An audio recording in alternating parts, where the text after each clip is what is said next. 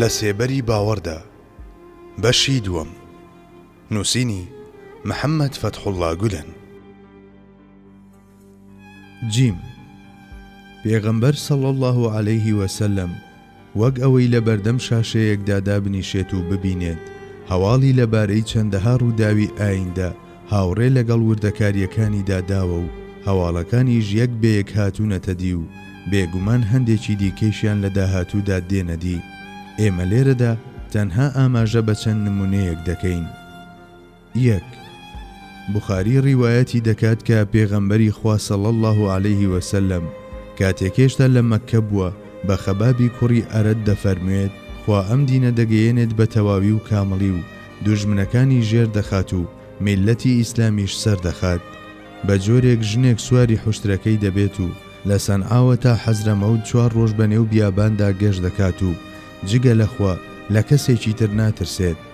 ئەم هەواڵە لە سەردەمی خەلیفە ڕاشیدەکاندا وەکو خۆی هاتە دی. 2. پێغەمبەر صلی الله عەلەیه وسلم فەرموویەتی دوای من لەو ڕێگایە لامەدەن کە ئەبوبەکر و عومەر پەیدا دەڕۆن. بەمەش هەم هەواڵی ئەوەی داوە کە پێش ئەم دوو هاوڵەی ڕەزای خۆیان لێ بێ وەفات دەکات و هەم ئاماژەش بە خەلافەتی ئەوان دەکات. 3.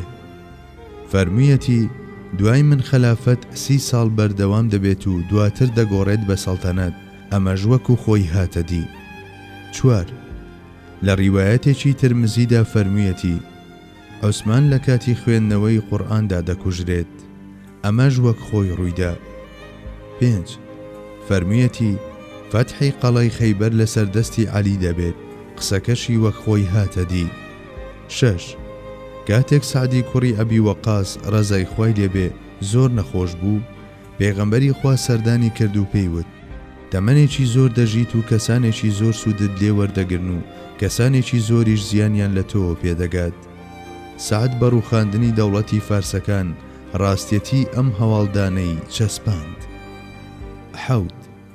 هەواڵی داوە کە ئەبوزەر بە تەنیایی دەژی و بە تەنیاییش دەمرێت.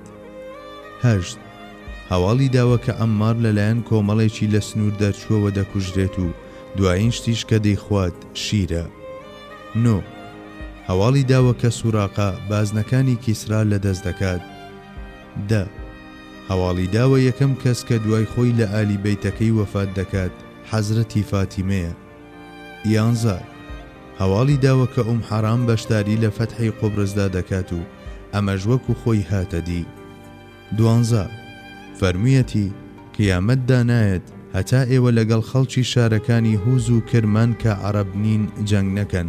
ئەو هۆزە ڕوخساریان سوور و لوتیان پان و چاویشیان بچووکە. لوتیان دەڵێی قەڵغانی کوتراوە و پێڵاوەکانیان لەمووە. بەمەش هەواڵی هێرشی جەنگیزخانی داوە. بەڵێ هەواڵدان دەربارەی ڕووداوێکی داهاتوو هەتا دەگات بە وسفکردنی دەموچاو و شێوەی لوتی کەسە بەشداربووەکان تەنها بە نووری پێغەمبەرایەتی دەبینرێت. 13. پێش جەنگی بەدر بەدەستی پیرۆزی یەک ئەو جێگایانە نیشان دەدات کە گەورە مشریکەکانی قوڕەیش تێیدا دەکوژرێن. ئەمەش وەک خۆی هاتە دی. 14. هەواڵی داوە کە لە هۆزی سەقیف درۆزنێک و خوێن ڕێژێک هەڵدەکەون. دواتر موختاری سەقەفی و حەجاج ئەم هەواڵدانەیان چەسپاند. 15. هەواڵی فەتەحکردنی هەریەک لە ئیستانبول و میسر و ئێران و هیندستان و قودس و قوبرسی داوە.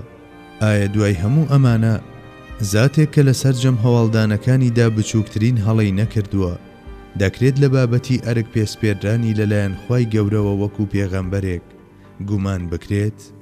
ئایا هاتنەدی هەزاران نمونەی ئەو ڕووداوانەی کە ئەو پێشتر هەواڵی لەبارەیانەوە داوە نابێت بە بەڵگەیەکی ڕوون و ئاشکرای چەشنی خۆر لەسەر هاتنەدی بێگومانی داهاتووی هەتا هەتاییش؟